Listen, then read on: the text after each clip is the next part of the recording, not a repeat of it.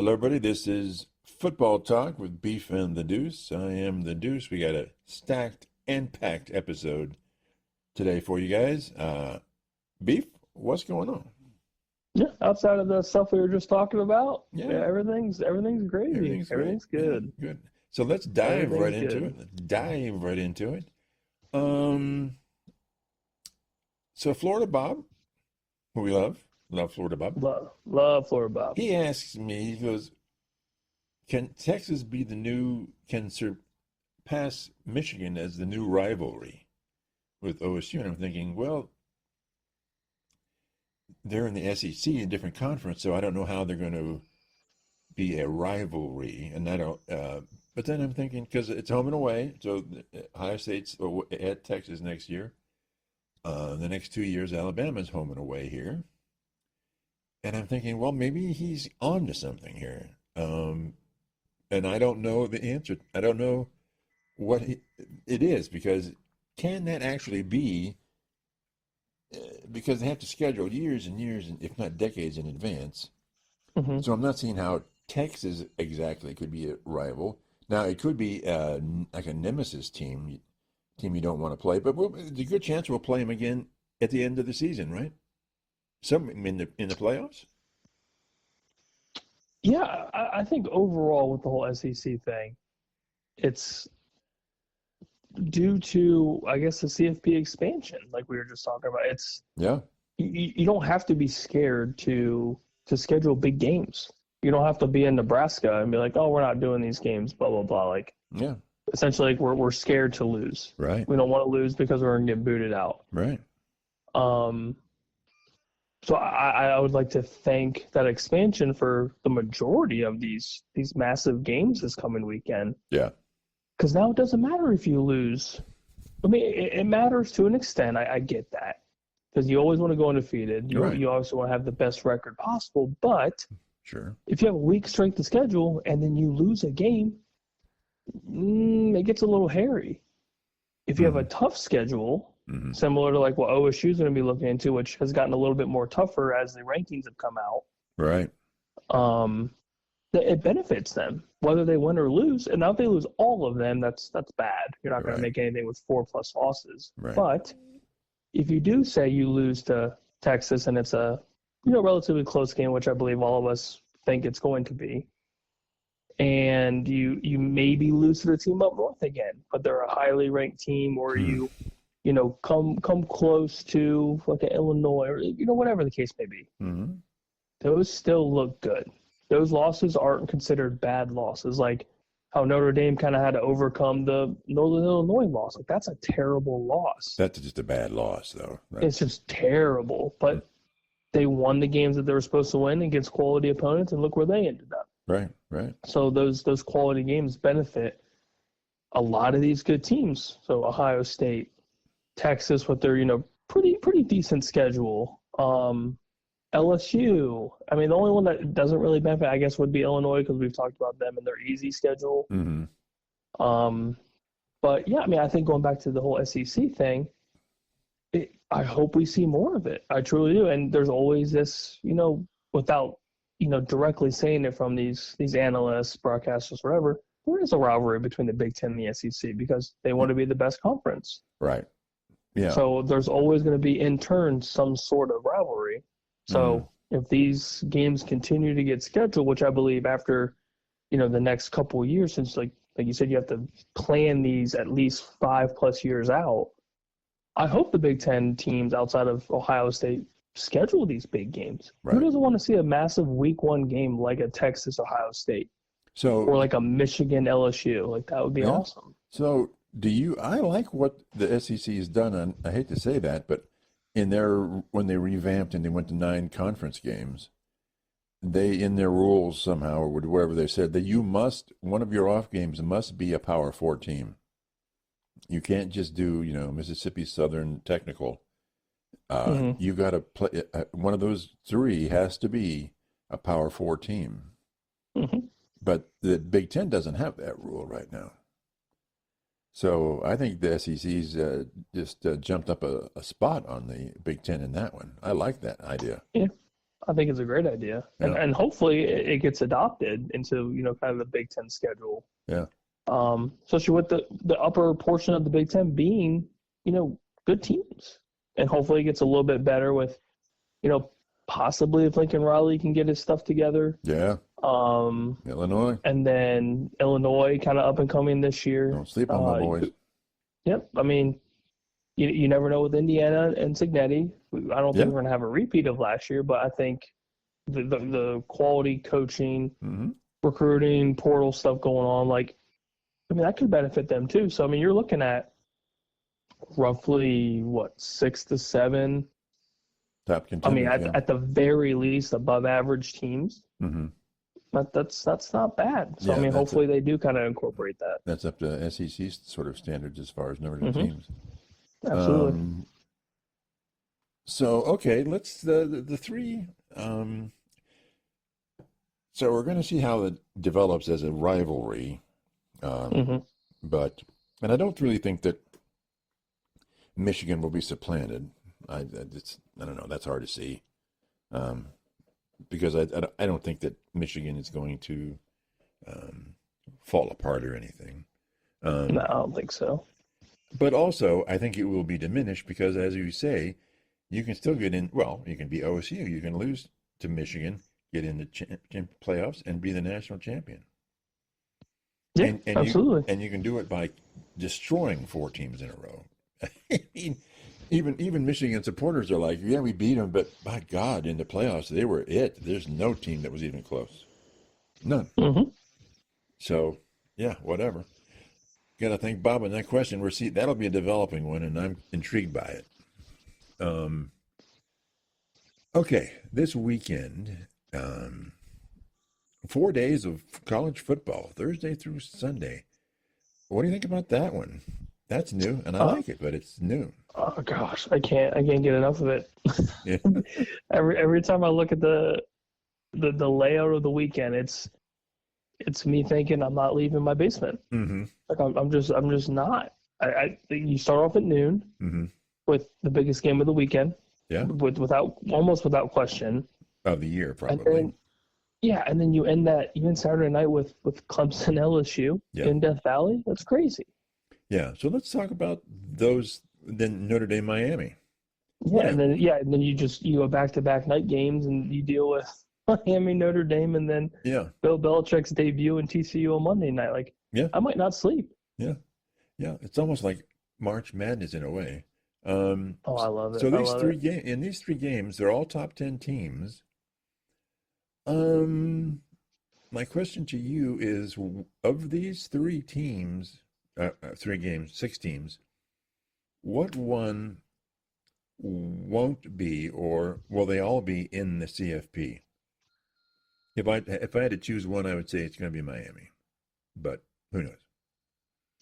Yeah, I think the easy guess is Miami.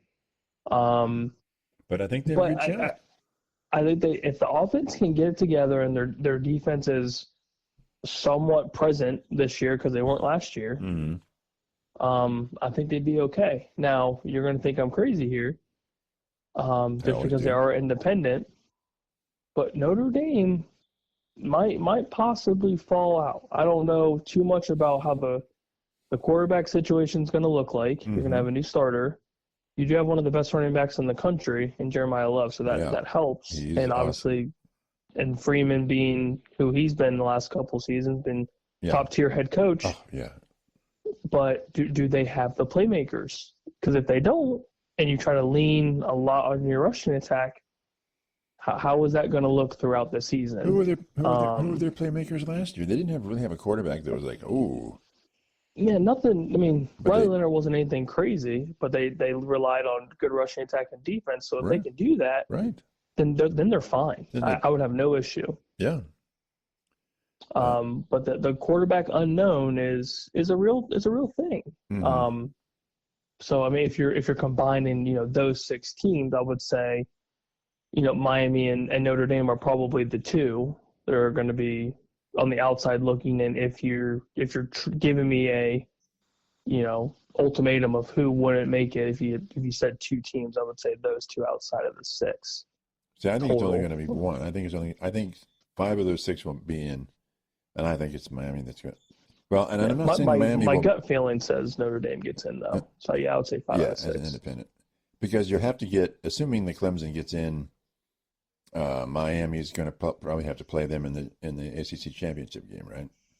Mm-hmm. Yeah, more than likely. And let's assume that Clemson beats them. Yeah. So anyway, and so you're assuming 2 ACC teams get in, and that's because we're still at 12 teams, aren't we, this year? Mm-hmm. We haven't expanded. Okay. Mm-hmm. So talk to me about. They could be sneaky good. I think Miami could be sneaky good if Carson Beck is something. Yeah, you like it, Carson. We'll see. We will see. Hopefully he proves me wrong if you're a Miami fan, because we weren't terribly impressed with him down in Georgia towards the end of his tenure. Mm-hmm. Speaking of Clemson, here's a yes or no. Can or will Clemson win the national championship? Do they have the ability to go all the way and win? Lots of people are saying yes. They've got the talent. They've got returning starters. Yeah. I mean, on both sides. You got playmakers returning. Top level QB. Your boy, Mr. Klubnik. Yeah.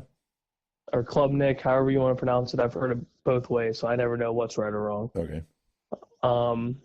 But yeah, he's arguably the best returning quarterback in the country, and was putting up Heisman caliber numbers. So it's hard not to favor them, to win the whole thing. And you've got Dabo, who's been a top tier head coach for a long time. Mm-hmm. At the minimum, a decade. Yeah. Had some rough patches throughout the last handful of years, but has always kind of been in the mix. Mm-hmm. So it's easy to pick them. I still think, and I know it's crazy, people think it's crazy, I think Julian Sayin and this offense, and even the defense with Matt Patricia, I think we're being slept on throughout, the CFP bracket, if you will. Because there isn't really like one team that stands out this season that's like, that team's going undefeated, that team's taking it all.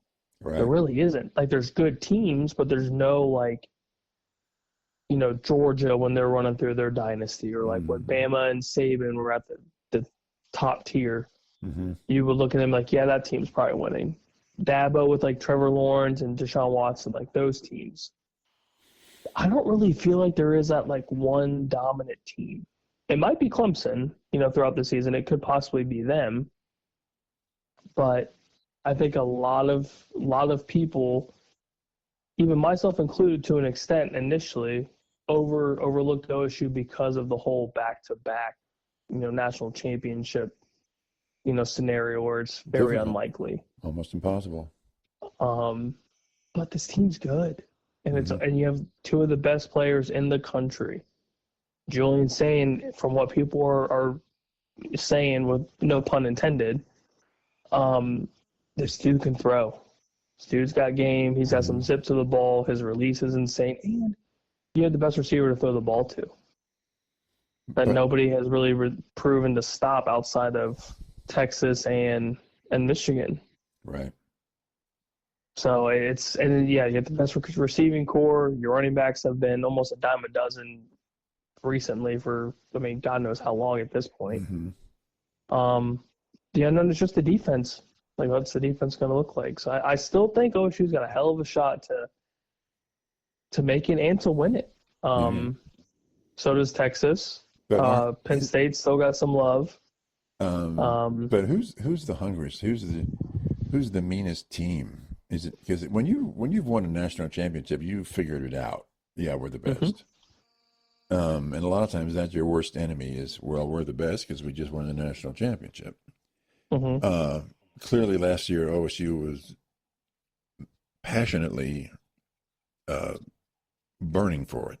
I don't think they're going to be that. I don't think they're going to be that because they just got it. So I think that's a problem. So who's burning right now? Texas, I Notre Dame. I would say it's Clemson. I don't think Dabo has much longer with. I wouldn't say not much longer with Clemson. I think he's there until he wants to leave. Right. But the roster that he has, I don't know if he can top it. Right. I mean, you've got one of the best quarterbacks returning, if not the best, returning playmakers. The ACC's basically yours. Right. And going back to what I just said, there's not one dominant team that's out there that is going to just wipe out the field going into the CFP. So speaking of that Clemson game, I sent you a text about a yes or no question for Clemson. Will they be the national championship winners, or can they be, or will they be? And there's a lot of talk that they are. I know we had been sleeping on them for a little bit. So what's your take on that? This growing groundswell of people saying that it could be Clemson. It's hard not to say that they won't be. Like you were saying before we hopped on, returning starters, a lot of playmakers, arguably the best quarterback in the country. Right. It has a recipe for success. The other thing I mentioned. So it's tough to say no. The thing I mentioned to you was that in the last 4 years, the team that in the following draft had the most players drafted won the national championship. Do you see that many players? Because anymore, we're talking, mid-teens to be that team. Does Clemson have that many good players? Yeah, I mean, OSU last year had, 14 total? Yeah, somewhere. Almost 15. Yeah. And then you'd have to, go back and get the exact number for those Georgia teams. With Georgia was having and then Michigan. Anywhere from 10 to 15. Michigan had 10 to 15. Yeah. So yeah, it's probably a solid indicator that Clemson could be the one. As I've said, yeah, they're probably the hungriest team because I don't think Dabo can recreate the roster that he has currently in a year or in 2 years. It takes time. You don't just randomly get 15 to 20 studs. They all start at the same time, and then you go win a national championship. Everything takes time.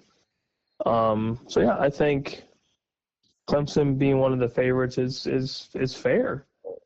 OSU's still sniffing around. Texas is still sniffing around. The lovers of James Franklin, those are still sniffing around. Don't you think Texas is going to have more passion than OSU? Because it's revenge now. It's revenge. Oh yeah, they absolutely have some sort of chip on the shoulder, and who knows how long Arch Manning's going to stick around at Texas. Right. He might be a one and done. So if you're your number one draft pick, Mr. Steve, you want to win with Arch and you want to win with him now. Right. So yeah, they're probably the second hungriest team. And I would say OSU's still hungry. I know some think that they're not. I think Ryan Day has something to prove, and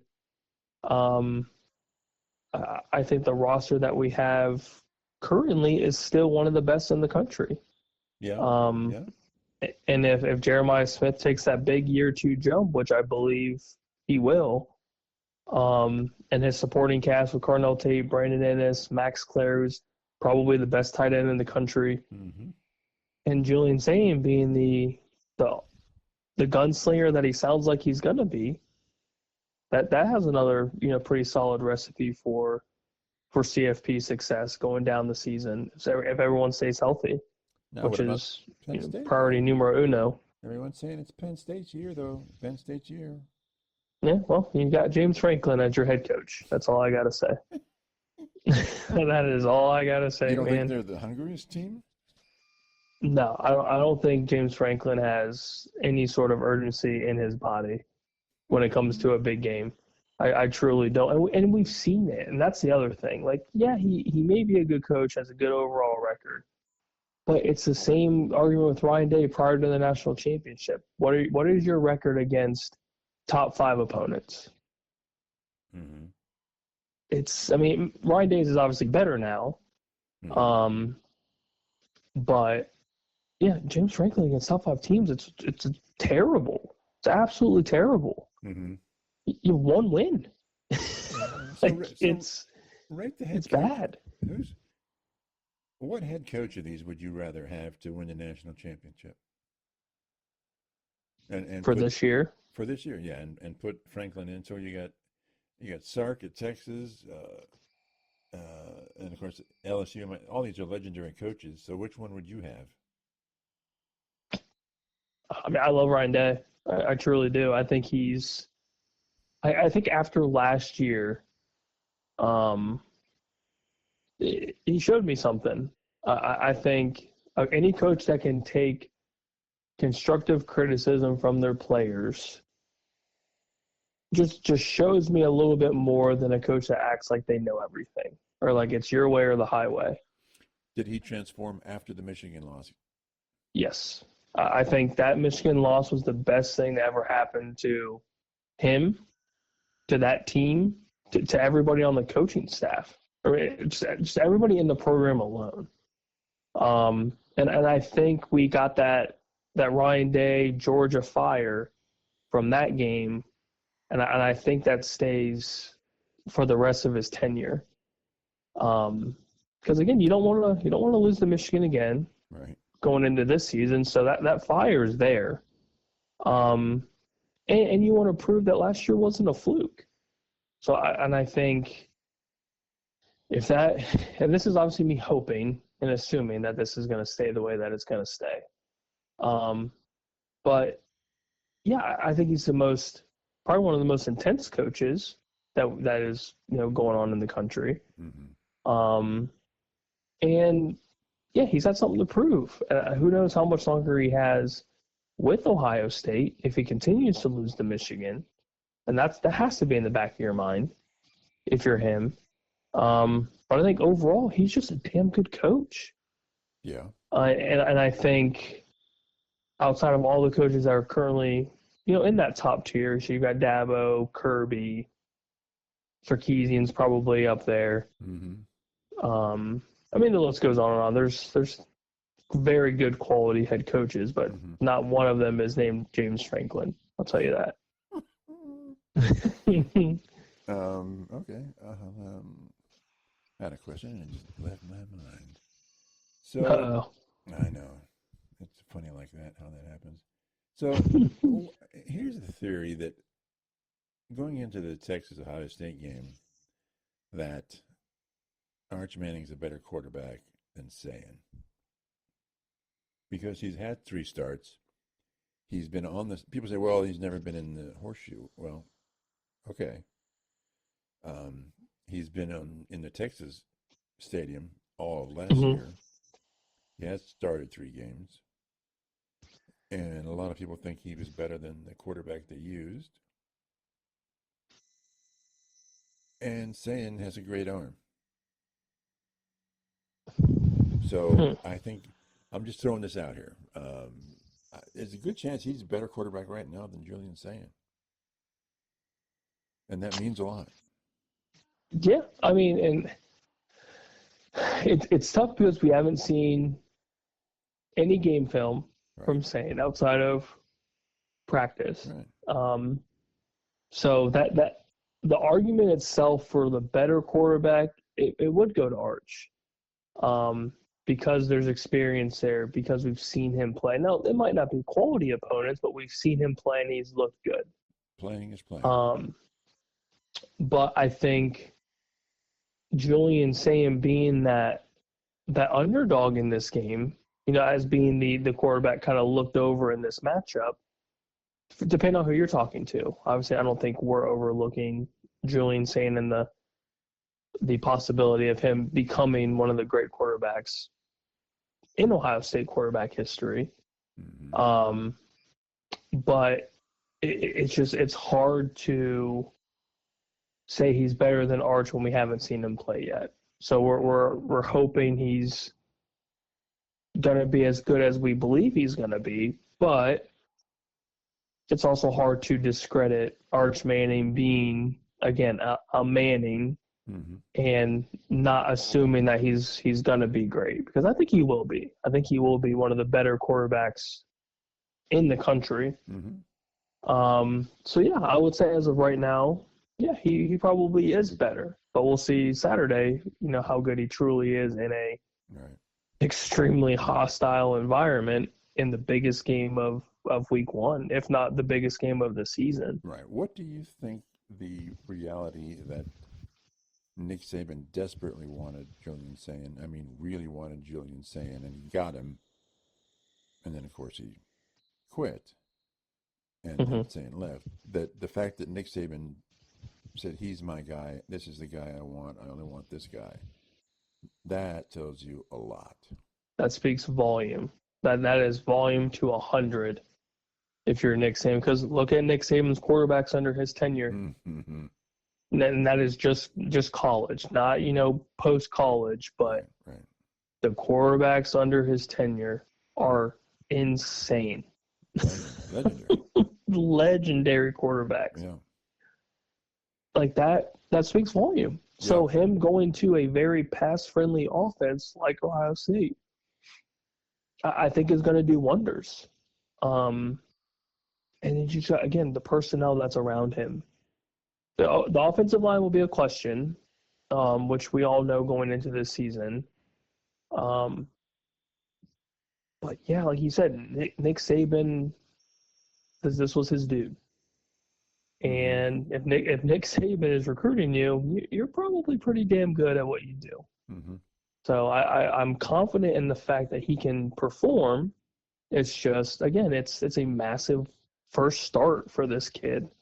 Yeah. And we're going to see how good he is. We're going to see how good this entire team is. But the home field advantage is going to be huge. So hopefully that benefits him. So here's a question. I was watching Klatt interviewing Urban Meyer yesterday. And they're talking about the game and with the first time quarterback, Julian Sayin. Mm-hmm. And Meyer said, I'm going to go old school and I'm going to tell you what I would tell and then what I've told all my quarterbacks.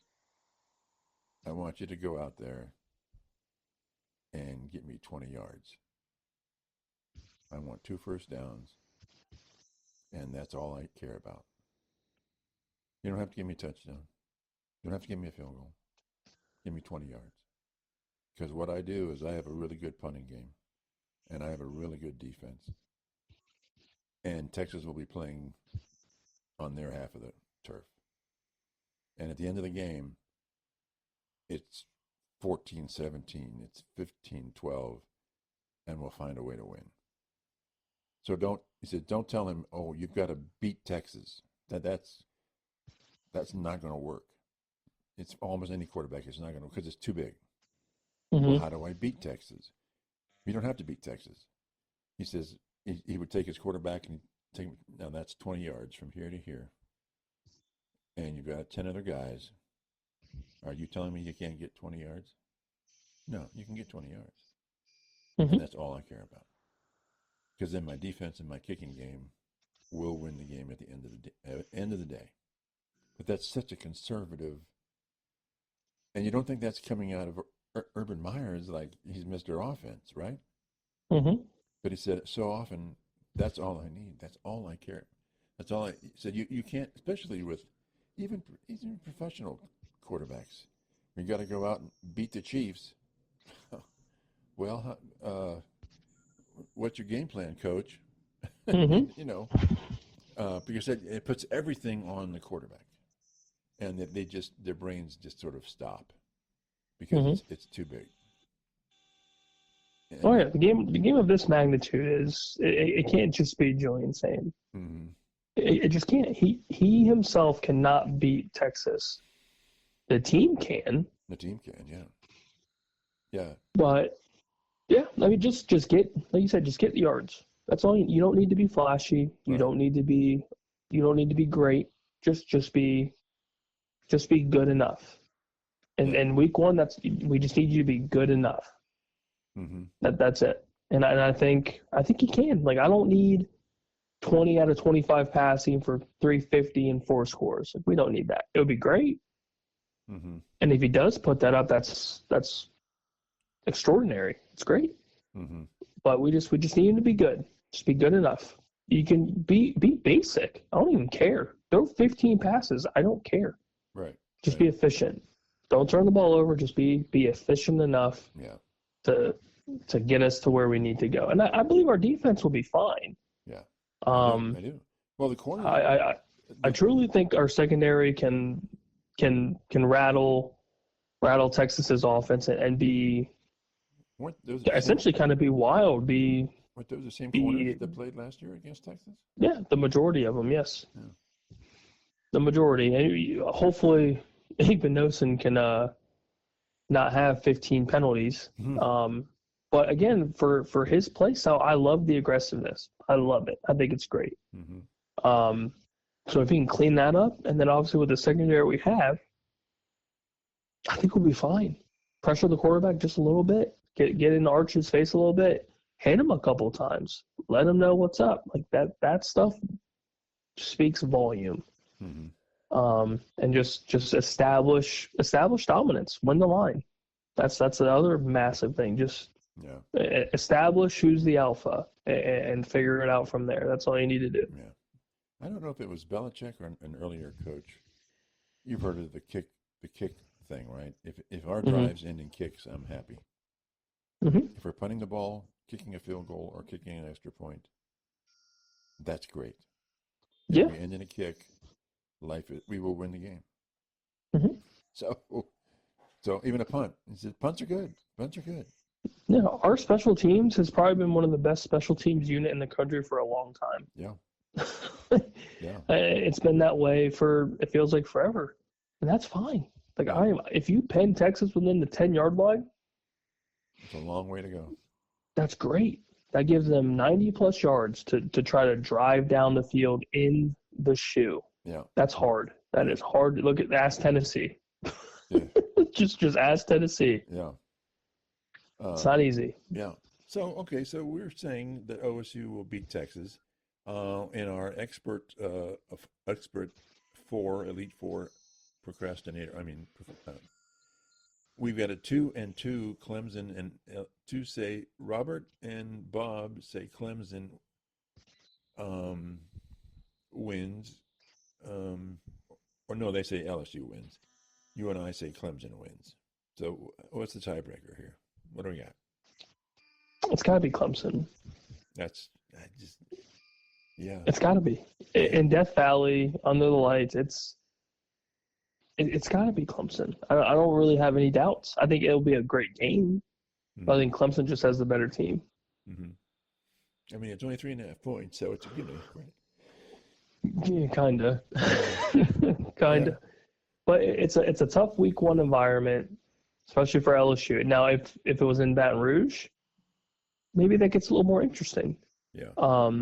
But in Death Valley, week one, under the lights, that's a lot. That's a lot. Okay, Notre Dame, Miami. I'm taking Notre Dame. I like Miami. Really? Okay. I like Miami. It's the spread. It's 2.5. That's nothing. That is home field advantage basically. So it's I think. Let me check here. Give me 1 second here. Let me check here. Well, either way, you still think they have the personnel to beat Notre Dame?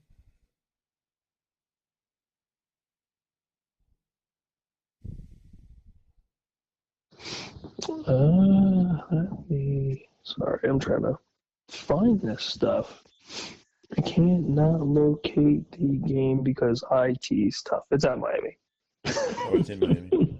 Yeah. Okay. Well, there you go. Right. Yeah, Notre Dame's favored 2.5. Miami money line plus 110. That's close. They're all close. All these games are close. Vegas. Yeah, not too shabby. Hopefully that makes some money. So we're split on Notre Dame, Miami, and we agree on Clemson and OSU, right? Mm-hmm. Okay. What do you think? Cal McCord being cut by, was it the Eagles? I'm not surprised. He looked bad. Yeah. He looked bad. I think it was an uphill fight. I like the guy, but what are you gonna do? Yeah. I mean, he'll get picked up by somebody, I think, and just practice squad it. But yeah, he did not look very good. Not at all. So I think we're going to go with our final one, and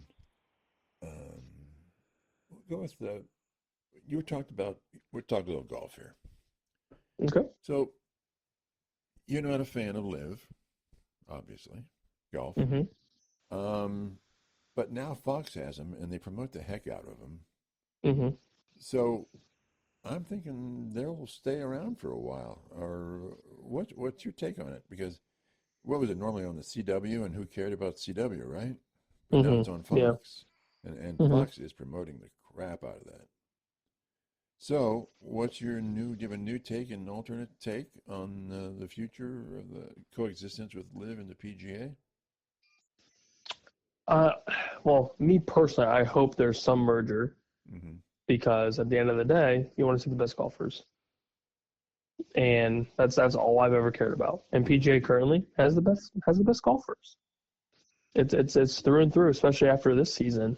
Seeing a lot of first-time winners, seeing Scotty Scheffler do Scotty Scheffler things, and even Tommy Fleetwood finally breaking through and winning the Tour Championship. I mean, those golfers are really, really good. Liv's just got the big names. You've got Jon Rahm, Bryson DeChambeau, Brooks Koepka, the list goes on. They're good golfers. They're good golfers. But they're great. So that's why I hope, because, I mean, me personally, when I watch the majors, it's the greatest golf in the world. Because you have all the great golfers. Right. So, I guess as a broad point, I hope there's a merger. I think Liv will continue to stick around. It's just the big question is going to be, how much oil money are the Saudis going to give up? Because you have a lot of these, first-time Liv contracts are starting to expire. Right. They're obviously going to want more money to stick around, and with a lot of these guys that aren't able to return to the PGA Tour, you're going to have to compensate them for, essentially their sacrifice to leave the PGA. Obviously, Fox is pumping a lot of money into it. So I think that Fox money is going to do wonders with keeping them. So yeah, I think overall they'll stick around. I think it's just if the Fox thing does work out, how much is Fox forking over with the money and the contracts and, the prize money? Is that going to, increase? There's a lot of little things that I'd be curious to see what Fox is going to, I guess, pay into, for lack of a better term. There's like we were saying before, there's enough oil money to go around for forever. So I don't think paying the guys is going to be tough. I think it's just the question mark is going to be how much and how the expansion into the Fox network is going to promote the golf league itself. Is it going to benefit? Is it not going to benefit? I can't imagine it being negative. But we'll see. And maybe somehow, some way, the Fox merger helps maybe possibly merge the PGA and the Live golfers together. Because Fox gives up big money. Fox is a massive profiting network. Yeah. But don't these Live contracts are in hundreds of millions of dollars, right? Yeah, I think Jon Rahm was 4 or 5 years for $300 million. So if they offer him the same contract, is he going to walk away from that money? I can't imagine that he would, but I could also see him being as... He doesn't need it. God, he's set for life. Yeah. But I could also see that being an arguing point of, well, you paid me this, and I won this many tournaments and did this in the majors. I deserve more. And I think that's where the headache's going to be. Is if you've played well, like a Jon Rahm, like a Brooks Koepka, Bryson DeChambeau, you've won on the Live. Bryson's had at least one major win since he's joined Live. Brooks Koepka's, Jon Rahm, those guys, Phil Mickelson even, you've been in the mix in the majors, and you've been in the mix with the Live tournaments, that your argument point's very valid. So that's kind of the big question of, is there going to be enough money to go around for everybody, and how much of the second contract, like how much money does that increase? I think there's just a lot of questions. I don't think they won't be able to do it. I just think there's a lot of gaps to fill, and there's too many questions, I guess, at least for me. Mm-hmm. But I like going back to the Fox merger. I think that's huge. I think that's absolutely massive because it's relatively available. Why did Fox do that then? They see something. I think they see something in. Well, first of all, I think golf is just insanely popular right now. Post-COVID, even during COVID, it was insane. But I think the golf game has just expanded so much. The popularity has just, skyrocketed. That it's a moneymaker. It's a true money. And if they can somehow, some way, which it's a very far-fetched idea, they can televise a major championship or televise like a FedEx, playoff tournament, for at least for like the PGA, or they just, have some sort of, possible, they help with the merger. Who knows? But money talks. So I'd be curious to see kind of how it all works out in the years to come. Do you think they would do a like NFL, AFC, NFC, the PGA, and then live, and then they'll have like a championship playoff series? Could you imagine? That'd be awesome. You know what I mean? I think that'd be sweet. Yeah, that'd be sweet. Yeah. That would be sweet. That would be a lot of eyeballs. Yeah, and I think there's a way to have the merger happen in a way that benefits both.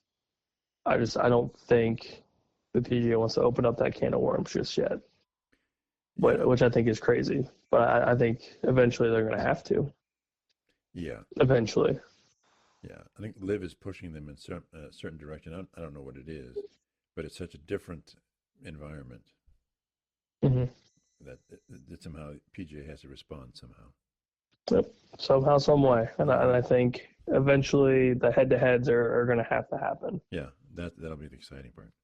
Yes, I'm excited for that. Okay, that's it for us this week or this time, and we'll be back in a couple of days. And see everybody then, and happy football on the weekend. Go Bucks. Mm-hmm. Yeah.